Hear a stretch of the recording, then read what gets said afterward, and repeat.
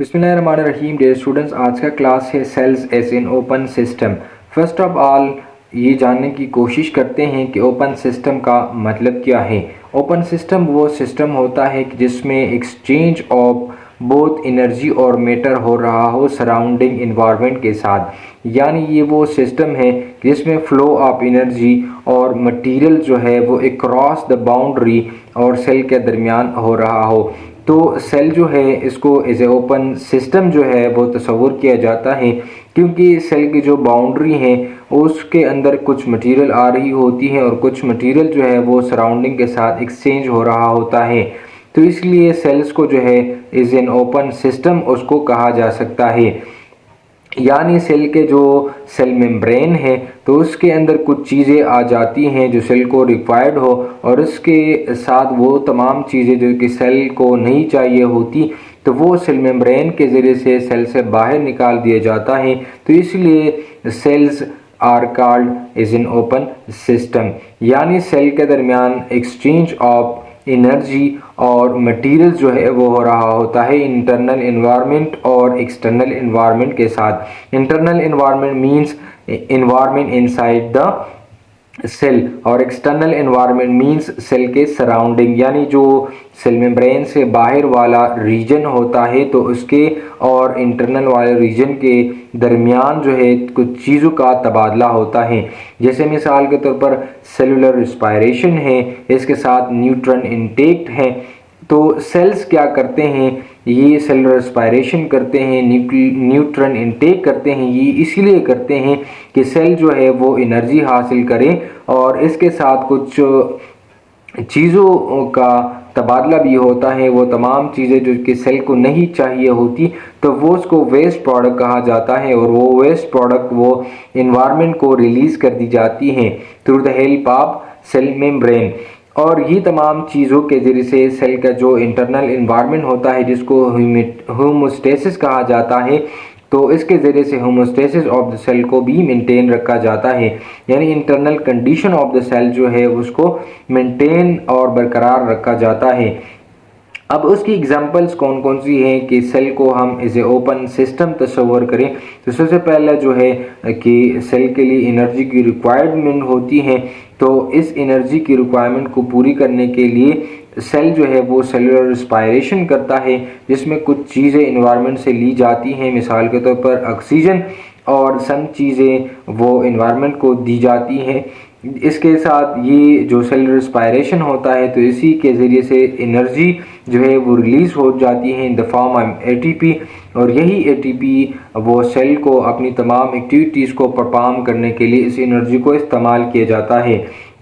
यानी एटीपी को energy currency of the cell भी कहा जाता है, और यही एटीपी सेल के तमाम एक्टिविटी को परफॉर्म करने के लिए ज़रूरी और एसेंशियल होता है।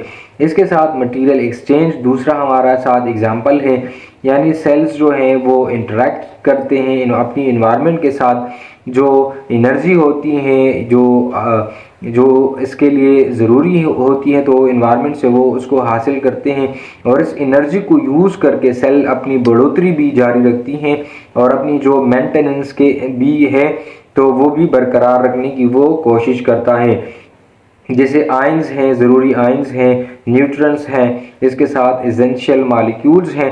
तो ये तमाम चीज़ें जो है सेल्स अपनी जो एक्सटर्नल इन्वायरमेंट से उनसे ये चीज़ें वो हासिल करते हैं। इसके साथ जो वेस्ट प्रोडक्ट बनते हैं तो उसको ये एक्सपेल करते हैं, इन्वायरमेंट को खारिज करते हैं। तीसरा जो एग्जांपल्स हैं cells as in open system की तो वो होमोस्टेसिस है।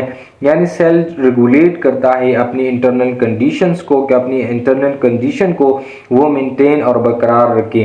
तो इंटरनल कंडीशन जब भी बरकरार रहता है और जब भी इंटरनल कंडीशन में कोई चेंज नहीं आती तो इसको हम होमोस्टेसिस कहते हैं। और ये भी एक लिविंग जानदार की और सेल्स की एक इम्पॉर्टेंट कैरेक्टर है होमोस्टेसिस, कि इसके ज़रिए से internal condition of the cell को बरकरार और स्टेबल रखा जाता है। जैसे टेम्परेचर जो है बरकरार रखना, पीएच बरकरार रखना, इसके साथ कंसंट्रेशंस ऑफ आयंस जो है उसको मेंटेन रखा जाता है। और ये किस तरह मेंटेन रखता है, ये interactions with the environment cell जो है ये करता है और इसी के ज़रिए से internal condition of the cell को मेंटेन और बरकरार रखा जाता है। चौथा जो एग्जांपल्स हैं वो कम्युनिकेशंस की हैं। सेल्स जो है वो कम्युनिकेट कर जाते हैं आपस में भी और एक्सटर्नल इन्वायरमेंट के साथ भी।